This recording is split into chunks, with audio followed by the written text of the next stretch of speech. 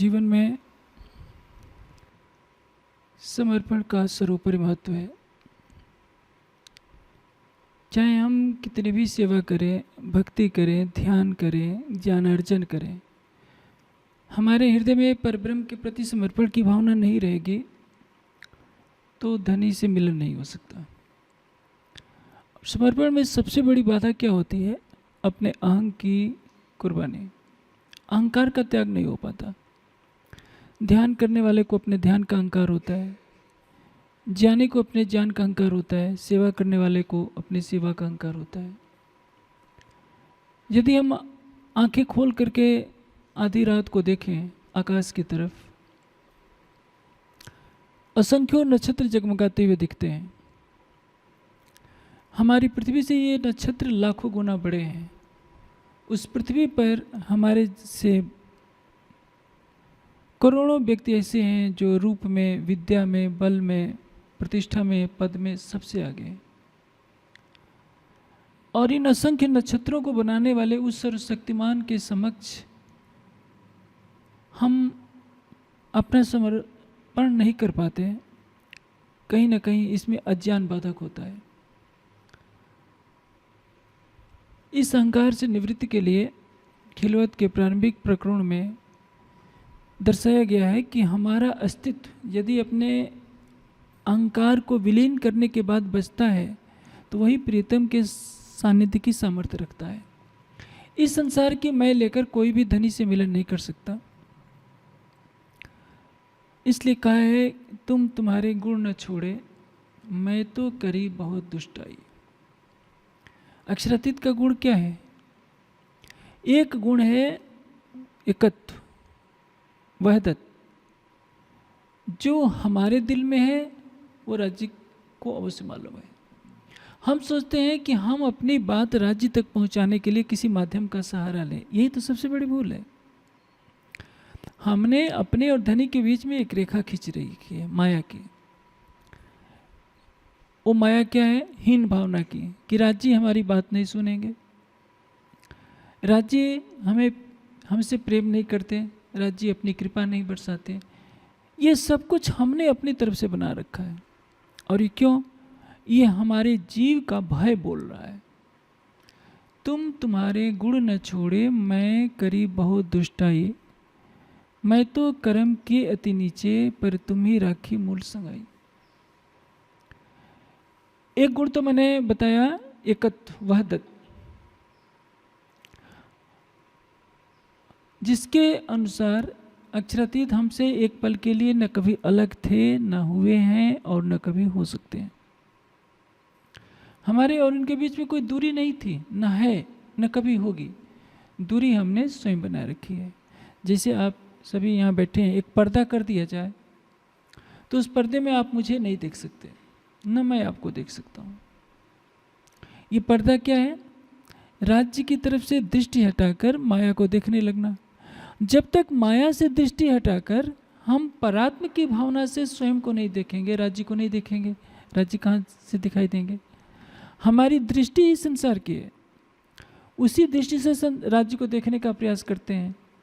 हम दूसरे को कामी, क्रोधी, लोभी, मोही, अहंकारी समझते हैं, अपने को भी समझते हैं, अपने को उन विकारों से जोड़ लेते हैं। तो राज्य दिखे कैसे? हम अच्छा से अच्छा चश्मा यदि पहने हो, चश्मे पर धूल भरी हो, चश्मा तो पहने रहेंगे, लेकिन राज्य कहाँ से नजर आ जाएंगे? तुम तुम्हारे गुण न छोड़े, मैं करी बहुत दुष्टाई। यही तो एकत्व है, मूल संबंध। निस्बत की मार्फत में तो हम सभी एक ही स्वरूप हैं। देखने वाला भी वही, दिखाने वाला भी वही, जिसको देखा जा रहा है वो भी वही है। लेकिन यहाँ खेल में जो देखने का प्रयास कर रहा है, जो परम धाम की ब्रह्मात्मा देखना चाह रही है, सोचती है कि राज्य मुझे कैसे दिख सकते हैं। एक अधिकार तो स्वयं लेना पड़ेगा कि हम उस वहदत के स्वरूप हैं, जिस वहदत की मारिफत में राज्य, श्यामा जी, सखियाँ, पशु पक्षी, खूब खुशहालियाँ, परम धाम का एक एक कण भी उन्हीं का स्वरूप है। लेकिन इसके लिए आत्मविश्वास चाहिए, क्योंकि हम अपने गुनाहों को देखते हैं तो लगता है कि हमसे तो बहुत बड़े पाप हो चुके हैं, हम राज्य को भला कैसे देख पाएंगे। इसी को कहा है तुम तुम्हारे गुण न छोड़िए, मैं करी बहुत दुष्टाई। दुष्टाई का अर्थ क्या होता है? आत्मा दुष्ट नहीं होती, जी से दुष्टता के काम होते हैं। दुष्ट किसको कहते हैं? धर्म के विपरीत जो कुछ हो वो दुष्टता का कार्य है। हमारे लिए सबसे बड़ी चीज़ क्या होती है? हमारे लिए धर्म का पहला कार्य क्या है? हर पल राज्य को याद करना। ये संभव नहीं है माया के संसार में। सोते समय तो याद नहीं कर सकते, भोजन करते समय भूल जाएंगे, पढ़ रहे हैं, किसी से बात कर रहे हैं, राज्य को भूल जाएंगे। हर पल का अर्थ क्या होता है? संसारिक कार्यों से जब विमुख होते हैं हम, क्योंकि मन की विशेषता यह होती है कि एक समय में एक ही कार्य हो सकता है, दो कार्य नहीं हो सकते। जब आप पढ़ रहे हैं तो पढ़ाई के समय ध्यान नहीं कर सकते, लेकिन पढ़ते ही जब ध्यान दिल उधर से हटता तो हमारा दिल संसार की तरफ ना जाकर राज्य की तरफ जाना चाहिए। सोने लगे तो राज्य को दिल में याद करके सोएं। सवेरे उठे तो पहला ध्यान हमारा राज्य की तरफ जाना चाहिए, संसार की तरफ नहीं। तो इसको कहा जाता है कि अष्टपहर भी ना रहे प्रेम का आवेश होए।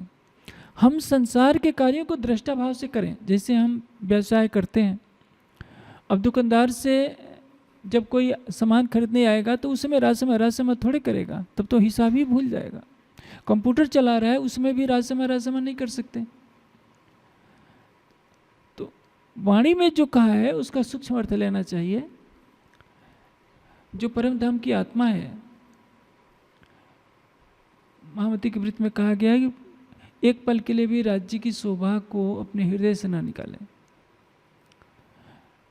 एक पलक छोड़े नहीं, भला चाहे आपको जो। इसका अर्थ क्या होगा? जो अपनी भलाई चाहता है, माया से बचे रहना चाहता है, एक पल के लिए भी राज्य को अपने से अलग न करे। तो कैसे संभव है?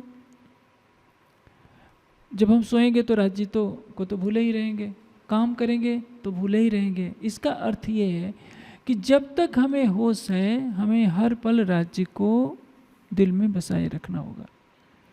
यदि हम राज्य को दिल में बसाए रखने का भाव रखेंगे तो क्या होगा? हम संसार के पापों से अलग हो जाएंगे, दुष्ट कर्म हमसे नहीं होंगे। जैसे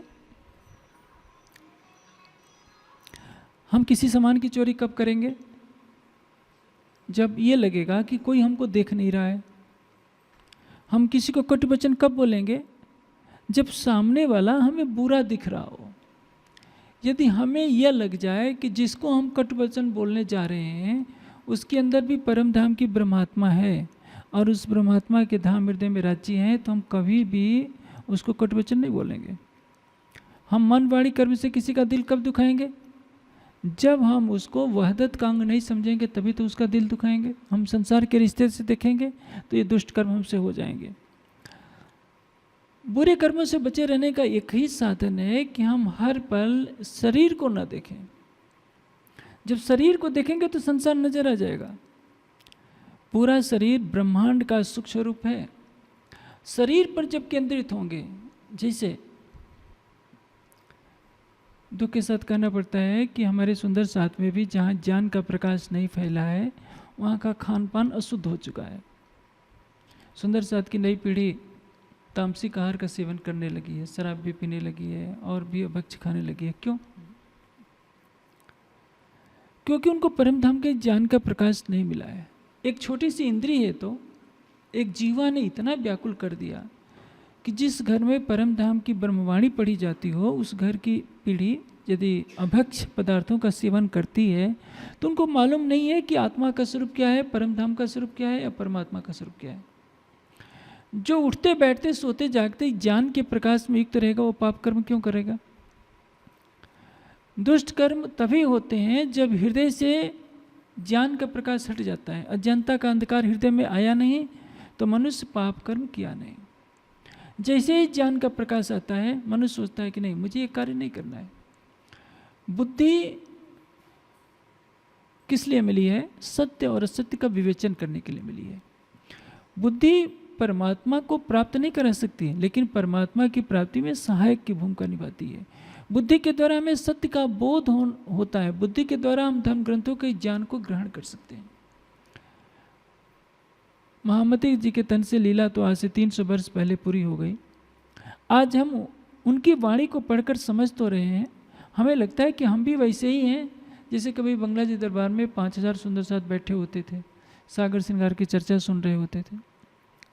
आज भले ही प्रत्यक्ष रूप से वो लीला सामने नहीं है, लेकिन वाणी की चौपाइयों में जब डूबते हैं तो हमें वो दृश्य याद आ जाता है कि कभी हो सकता है जैसे वो सुंदर साथ परमधाम की वाणी को सुनकर के परमधाम के प्रति सावचेत हो रहे होंगे कि हमें जागृत होना है, हमारे हृदय में भी ज़्यादा नहीं थोड़े पल के लिए तो वो भावना आती है।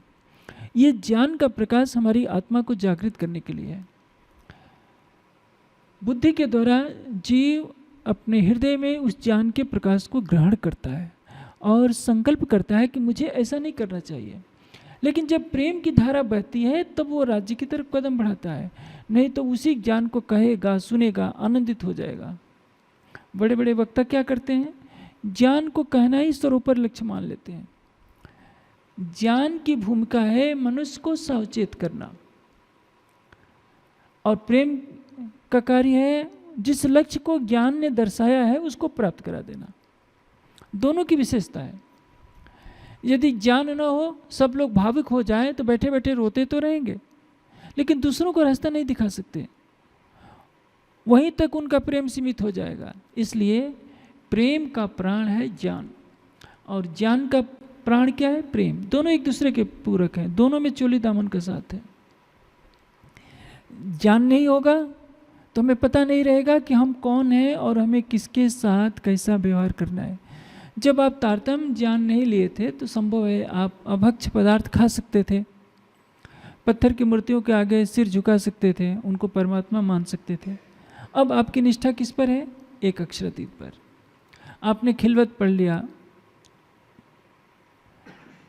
ये कलश में विरह के प्रसंग पढ़ लिए, प्रेम का प्रसंग पढ़ लिया, परिक्रमा पढ़ लिया, चाहे कोई करोड़ रुपया दे फिर भी आप राजी नहीं होगे राज्य के सिवा शालिग्राम को मत्था टेकने के लिए या शिवलिंग को मत्था टेकने के लिए, क्योंकि आपका हृदय गवाही नहीं देगा कि पैसे के लालच में हमें राज्य के अतिरिक्त किसी अन्य को अपना आराध्य बनाना है। ज्ञान ने आपको एक मार्ग दर्शा दिया कि इस पर चलो, अब चलना है प्रेम के द्वारा। बिना प्रेम के आप एक कदम भी नहीं चल सकते। इसके बिना न पाइए ये जो नूर तजल्ला है। प्रश्न यह होता है कि हमारा हृदय निर्मल क्यों नहीं हो जाता। हृदय तो निर्मल उसी क्षण से होना शुरू हो जाता है जिस क्षण से आपने राज्य के चरणों में अपना समर्पण कर दिया होता है। लेकिन हम जरूर ध्यान करते हैं, हमारा हृदय राज्य के लिए पूरी तरह समर्पित नहीं होता। देखिए, आग में लोहा डाल दीजिए तो आग की जितनी तीव्रता होगी उतनी तीव्रता के अनुसार लोहा गर्म होगा। आप ऐसी आग में लोहा डाले हैं जो कभी बुझ जा रही है, कभी धुआं उठ रहा है, तो लोहे को गर्म होने में बहुत समय लग जाएगा। कोयले की आग धधक रही है, थोड़ी देर में लोहा गलने लगेगा। इसलिए जितनी देर आप ध्यान में बैठते हैं पूर्ण समर्पण के साथ बैठिए, इस शरीर को भुला दीजिए और अपने अंदर परात्म की भावना कीजिए कि मेरी आत्मा परात्म की स्वरूपा है। ये शरीर तो माया का है। जब इस मायावी शरीर से आपकी दृष्टि हट जाएगी, इसका चिंतन हट जाएगा, तभी पूर्ण समर्पण होगा। और पूर्ण समर्पण में आप अपनी परात्म की भावना से जब राज्य को याद करेंगे तो आपके जीव के विकार तभी से हटना शुरू हो जाते हैं। आपने थोड़ी देर ध्यान किया, 24 घंटे तो माया में रहना होता है, माया के काम करने होते हैं। शुरू में मन के विकार हावी रहेंगे, लेकिन धीरे धीरे अंतरात्मा से आवाज़ आती जाएगी, नहीं ये गलत है, ये गलत है। यदि आपने ध्यान नहीं किया तो ये आवाज़ नहीं आएगी, आप अपनी अंतरात्मा की आवाज़ को नहीं सुन पाएंगे। आप केवल कर्मकांड कर लेते हैं। 5 बार तारतम का पाठ कर लिया, चरणामृत प्रसाद ले लिया, जोर जोर से आरती में नाच कूद लिया, तो संसार की नज़र में तो आप बहुत बड़े भक्त सिद्ध हो जाएंगे, लेकिन आपके हृदय में समर्पण तो नहीं आया।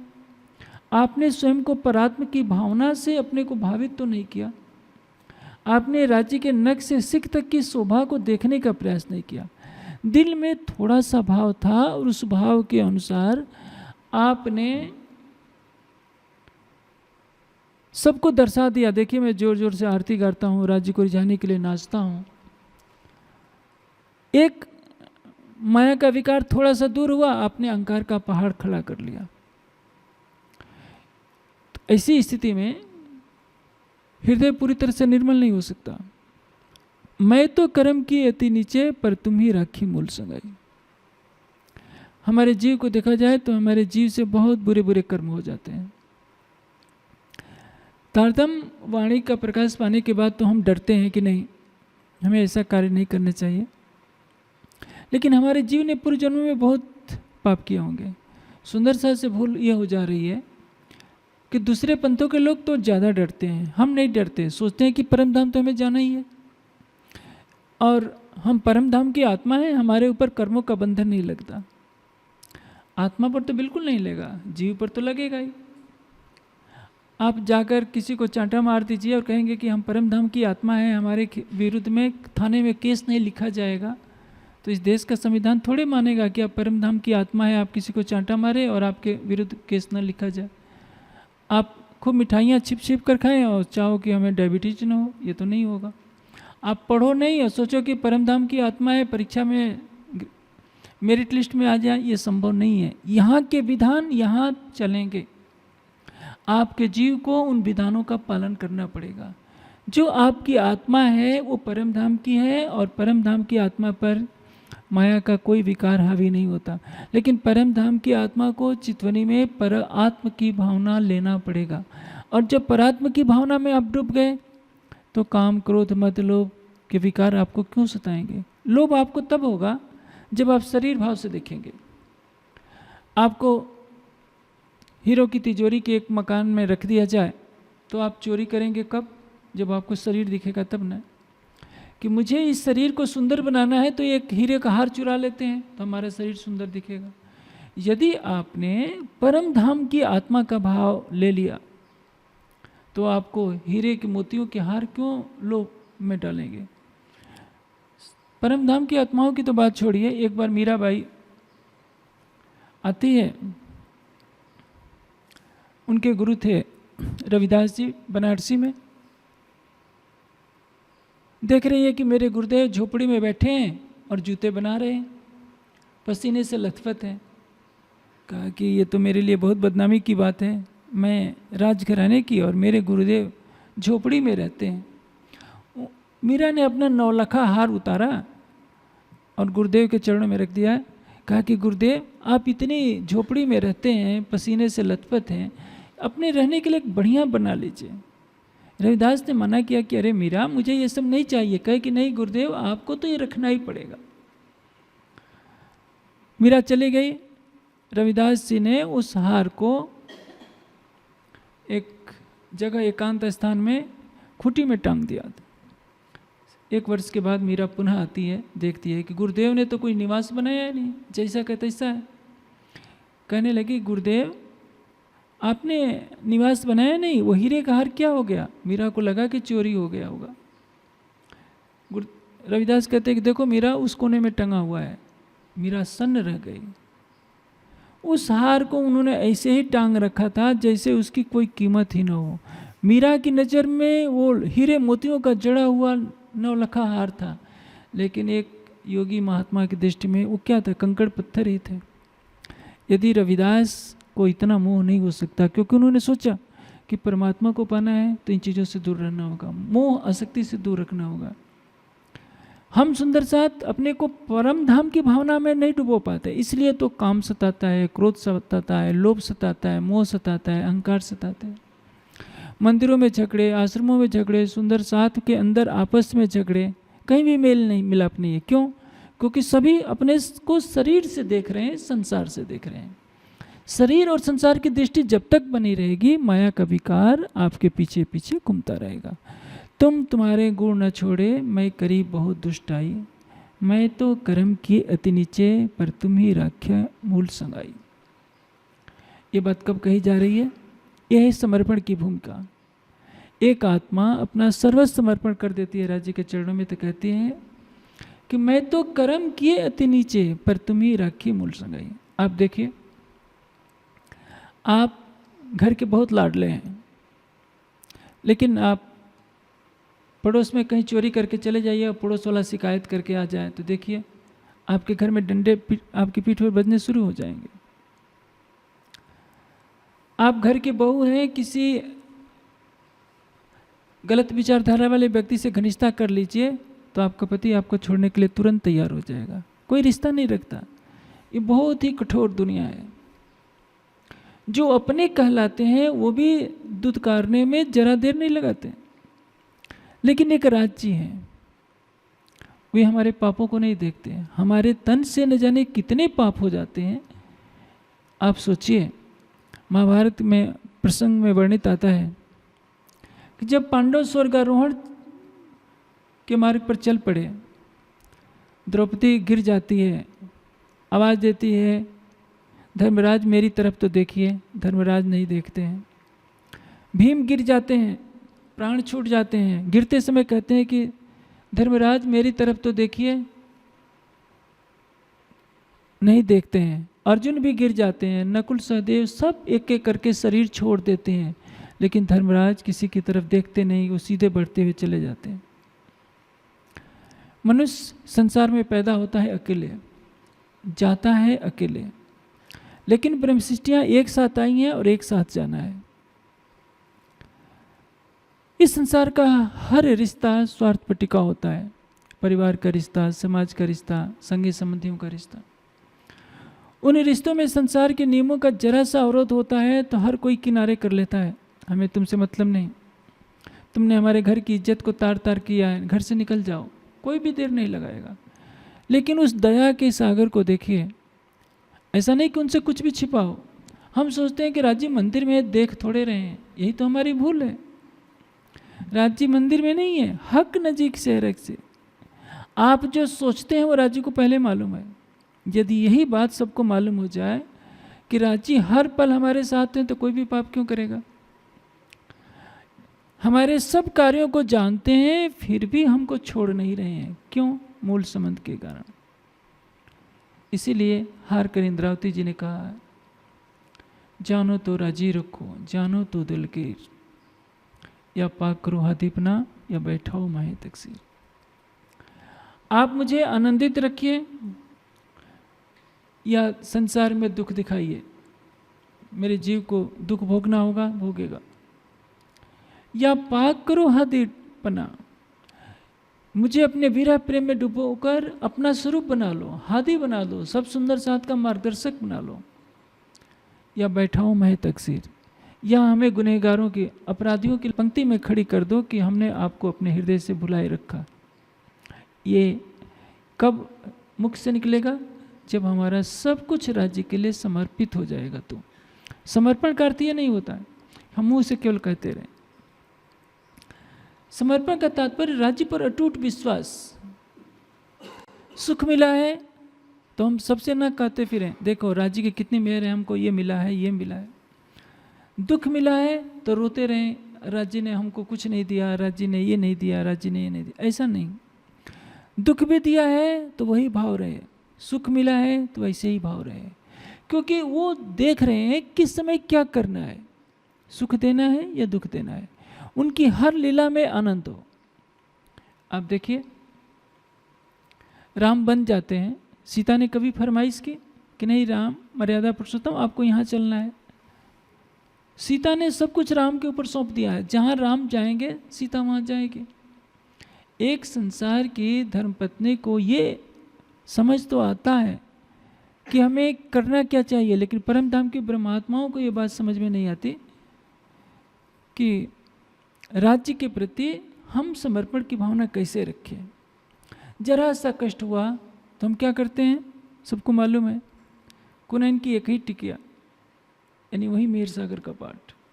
दुकान नहीं चल रही है, मेहर सागर का पाठ। तबीयत खराब हो, मेहर सागर का पाठ। नौकरी नहीं लग रही है, मेहर सागर का पाठ। बच्चा नहीं हो रहा है, पोता नहीं हो रहा है, मेहर सागर का पाठ। हम राज्य से तो यही मांगते हैं ना। राज्य से राज्य के हृदय का प्रेम कौन मांगता है? क्योंकि अभी हमारा समर्पण नहीं हुआ। राज्य के प्रति पूर्ण समर्पण, पूर्ण विश्वास, पूर्ण प्रेम जब हो जाएगा तो हर पल हमें लगेगा कि वह हमारे साथ हैं।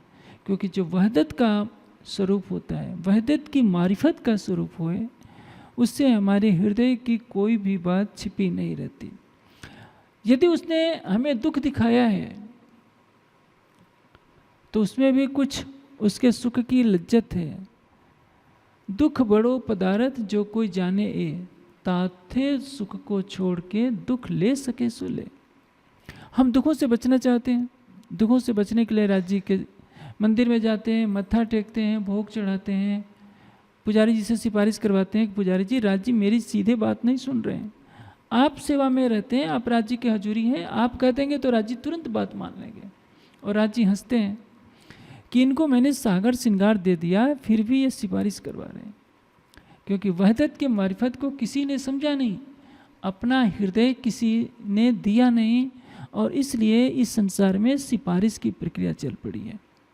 अपना हृदय आप खोल दीजिए राज्य के लिए, फिर देखिए सिफारिश की कोई आवश्यकता नहीं। सिफारिश तो देवी देवताओं के यहाँ चल भी जाए, ऋषि मुनि होते थे, उनके पास जाकर गृहस्थी सिफारिश करते थे, वो आशीर्वाद देते थे, हो जाता था।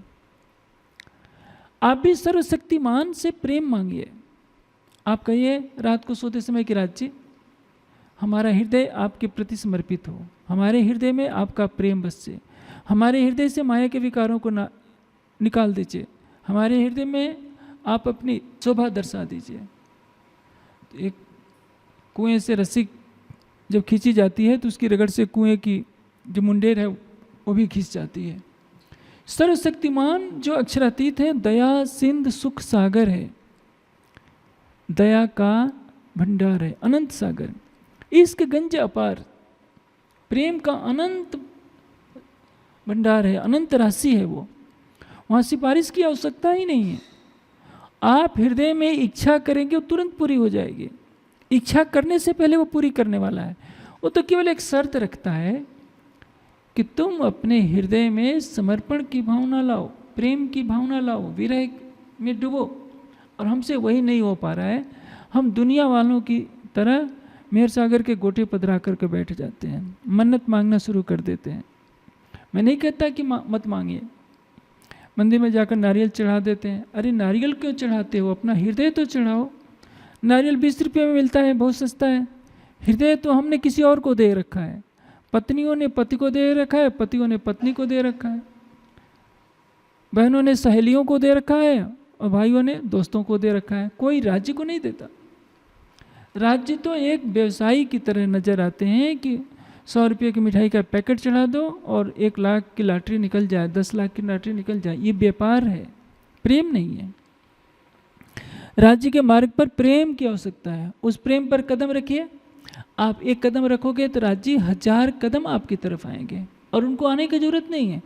आपके हृदय में ही बैठे हैं, किसी मंदिर में नहीं बैठे हैं, किसी स्थान में नहीं बैठे हैं। ये भ्रम है। राज्य जब मिलेंगे आपको अपने हृदय मंदिर में मिलेंगे। हक नजीक से हरक से औड़ो पटना द्वार, खोली आंखें समझ की देखती न देखे भरतार। हम देखते हुए भी नहीं देख पा रहे हैं, हम सारी वाणी पढ़ जाते हैं, हक नजीक से हरक से, हक नजीक से हरक से, फिर भी हम क्या करते हैं, परिक्रमा। पहले मैं जब नया नया था सब लोग परिक्रमा करते थे, मैं सोचता था कि मेरे तो पैर ही दुख जाएंगे, मेरे से तो होती नहीं। सबकी देखा देखी डर के मारे मुझे भी शरीयत की लाइन में लगना ही पड़ता था कि भाई नहीं करेंगे तो परिणाम क्या होगा। किसी आश्रम में है, सब लोग परिक्रमा कर रहे हैं और आप न करो तो क्या परिणाम क्या होगा, बिस्तर बांधिए। लेकिन प्रश्न यह है, परिक्रमा का अर्थ क्या होता है? अपना हृदय आराध्य के प्रति समर्पित कर देना। अपना हृदय दे दीजिए। यदि आपने अपना हृदय राज्य को दे दिया, जिस हाल में रख रहे हैं हंसते रहिए, मुस्कुराते रहिए। एक ही वाक्य निकालिए, जो आपने किया ठीक किया। तभी तो कहा जा रहा है जानो तो राजी रखो, जानो तो दलगीर। मुझे दुख हो रहा है या सुख हो रहा है, मुझे कोई गिला शिकवा नहीं, इसमें भी आपकी रजा है। आपने दुखों का पहाड़ दे दिया तो भी मुझे हंसना है। आपने सुख दे दिया तो ये सुख मुझे मोहित नहीं कर सकता, मेरी आत्मा आपके प्रेम में डूबी रहेगी। आप मुझे शोभा दे दो, सबका हादी बना दो, तो भी मुझे कोई अहंकार नहीं। और सब सुंदर साथ मुझे पतित के दृश्य देखते हैं तो भी मुझे कोई गिला शिकवा नहीं, क्योंकि मैंने तो अपनी उंगली आपके हाथ में पकड़ा रखी है। ये है समर्पण। और जब ऐसी भावना आ जाएगी तो राज्य आपके पीछे पीछे चलेंगे। इंद्रावती जी कहती हैं कि राज्य अच्छी तरह से जानते हो, जहाँ मैं बुलाऊंगी वहीं आपको आना पड़ेगा, जैसे मैं नाचने को कहूँगी आपको नाचना पड़ेगा। ये कब होगा? जब हमारे हृदय में वैसा अटूट विश्वास हो, अटूट प्रेम हो, अटूट समर्पण हो, अटूट श्रद्धा हो। इसलिए राज्य पर दोष देने की अपेक्षा हमें अपने आंतरिक विकास की तरफ ध्यान देना होगा, बाहर की भक्ति छोड़कर कि लोग हमें बहुत अच्छा कहें, सब सुंदर साथ में मेरे ध्यान का डंका बज जाए कि हम इतना ध्यान करते हैं, इतना पढ़ते हैं। इन चीज़ों से पीछे हटिए। दिखावा कुछ नहीं, जो कुछ कीजिए छिपा कर कीजिए। अपनी महिमा मत फैलाइए कि हम बहुत ध्यान करते हैं, हम बहुत सेवा करते हैं, हम बहुत ये करते हैं। ये तो अहं की ग्रंथि बन रही है। सारे अहंकार को हटाकर अपना सर्वस्व समर्पण कर दीजिए। बस तू ही है, जैसा तू रखे हमें उसी में खुशी है। हम भूखों रहेंगे, नंगे रहेंगे, हमारे होठों पर कभी गिला शिकवा नहीं रहेगा। हम केवल तेरा दीदार चाहते रहेंगे, तेरा प्रेम चाहते रहेंगे और तेरी मधुर छवि को अपने हृदय में देखना चाहेंगे। बस देखिए, आप कुछ दिन रात को सोते समय इस तरह के भावों से संकल्प कीजिए, राज्य तो आपके पास पल पल रहेंगे। आप संसार में रहते हुए भी माया को कोसों दूर बनाए रखेंगे। तभी तो इंद्रावती जी कहती हैं कि करनी तुम्हारी मेरी मैं तोली, जैसे सत्य सत्य हो धनी मेरे एती है तफावत। देखा जाए तो मेरी करनी में और आपकी करनी में तो 36 का आंकड़ा है। आप जागृत हो, मैं नींद में हूँ। आप नूरी स्वरूप से परम धाम में विराजमान हो, आवेश स्वरूप से महामती जी के धाम हृदय में विराजमान हो, मूल संबंध से हमारे धाम हृदय में भी विराजमान हो। लेकिन हमारे और आपके बीच में एक माया का पर्दा पड़ा है कि हमारे धाम हृदय में बैठे हैं, हमारी नज़र आपको देख नहीं पा रही है। देखती ही न देखे भरतार, देखते हुए भी देख नहीं पा रहे हैं, आपकी पहचान नहीं हो पा रही है। इसलिए जैसे झूठ और सत्य में जो संबंध होता है, इस संसार में आने के बाद हमारी आत्मा जिस जीव पर बैठे है उस जीव से इतने गुना हो जा रहे हैं कि हम झूठे झूठ बन जा रहे हैं। और आप तो अनादिकाल से सत्य थे, सत्य हैं और सत्य ही रहेंगे। हमारी आत्मा भी आपकी अंगरूपा होने से सत्य है, सत्य थी और सत्य ही रहेगी। लेकिन जिस जीव पर बैठी है, जीव तो माया का है, उससे गुनाह होंगे, इसलिए आत्मा पर भी ये गुनाह लग जा रहे हैं। आप हमारे ऊपर कृपा की ऐसी वर्षा कीजिए कि कभी भी हमारी आत्मा गुनाह के मार्ग पर न चले, ताकि परम धाम में उठने के बाद हमें सिर नीचा करना पड़े। और इस संसार में भी यदि हम वाणी का प्रकाश ले चुके हैं तो हमें ये सोचना होगा कि हमें तो ज्ञान दृष्टि से जागृत कर दिया गया है, और जागृत होने के पश्चात किसी को ये कहने का अधिकार नहीं है कि हमको तो किसी ने बताया ही नहीं। ब्रज में थे, आवेश लीला चल रही थी, लेकिन किसको पता था? सब नींद में थे। रास में आधी जागृति हुई। जागने के ब्रह्मांड में तारतम्य ज्ञान से जागृत होने के पश्चात क्षमा शब्द नहीं है, क्योंकि इसको जागने का ब्रह्मांड कहा गया है। मूल संबंध का पता दे दिया गया, परम धाम के चप्पे चप्पे का ज्ञान दे दिया गया। सारा ज्ञान देने के बाद भी यदि हम माया की तरफ दृष्टि करते हैं तो इसके लिए हमारा जीव दोषी है। हम यदि 24 घंटे में 12 घंटे 14 घंटे धन कमाने में खर्च करते हैं, 6-6 घंटे संसार के रिश्तों के लिए खर्च करते हैं, बातें करने में कई घंटे लगा देते हैं, तो अपनी आत्मा के धाम हृदय में प्रीतम की छवि को बसाने के लिए हमें 2 घंटे तो कम से कम देना पड़ेगा। लेकिन हमारा समाज ऐसी अंधेरी दिशा में चल पड़ा है कि जिधर देखिए कर्मकांड कहीं बोलबाला है। सच्चे हृदय से बहुत कम सुंदर साथ हैं जो अपनी आत्मा को उस प्रीतम की छवि को देखने में लगा रहे हैं, अपनी अंतर्दृष्टि को परम धाम की तरफ मोड़ने का प्रयास कर रहे हैं। और जब तक समाज में वाणी के ज्ञान का प्रकाश नहीं फैलेगा, चितवनी की लहर नहीं दौड़ेगी, तब तक किसी की भी जागृति होना संभव नहीं है। सदगुरु धनी सिद्धदेव चंद जी के साथ भी सुंदर साथ थे। 300 आत्माओं को उन्होंने तारतम दिया, उनके नाम भी बता दिए, लेकिन सब सो गए क्योंकि ज्ञान का प्रकाश नहीं था। इसलिए श्री जी के स्वरूप में जब जागनी शुरू होती है तो प्रारंभ से ही चितवनी करानी शुरू कर दी गई। वाणी का अवतरण शुरू हो चुका है, धीरे धीरे वाणी उतर रही है। हफ्से में राज प्रकाश खटुती उतर रही है, बिहारी जी गादी पर बैठे हैं, लेकिन चितवनी तभी से चालू कर दी गई। आज सारी वाणी के अवतरित होने के बाद भी चितवनी बंद। चारों तरफ जैसे प्रवाही लोग कर्मकांड करते हैं, माला का जप, परिक्रमा, पूजा, भोग, वही सारा कुछ हमने तो प्रवाहियों से सीख लिया है। चितवनी नदारत, वाणी की चर्चा नदारत, बड़े बड़े कार्यक्रम होते हैं, करोड़ों के चर्चा नाम मात्र को होती है। इससे आत्मा के अंदर जागृति का प्रकाश कैसे आएगा?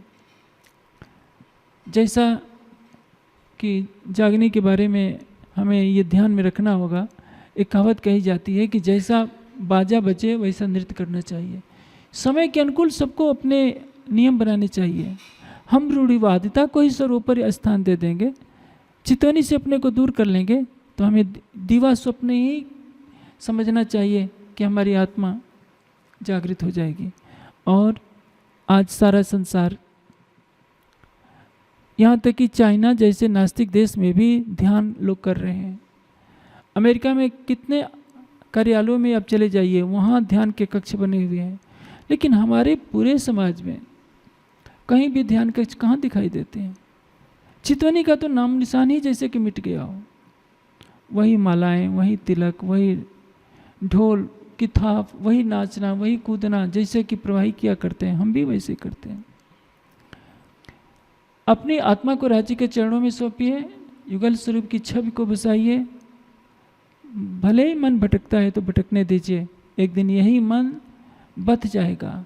राज्य के विरह की ऐसी अग्नि उठेगी कि इस मन के विकारों को जलाकर राख कर देगी, और ये मन निर्मल होकर राज्य के प्रेम में डूब जाएगा। तब आपके जीव को भी राज्य के चरण कमल प्राप्त हो जाएंगे और आत्मा को भी। प्रणाम।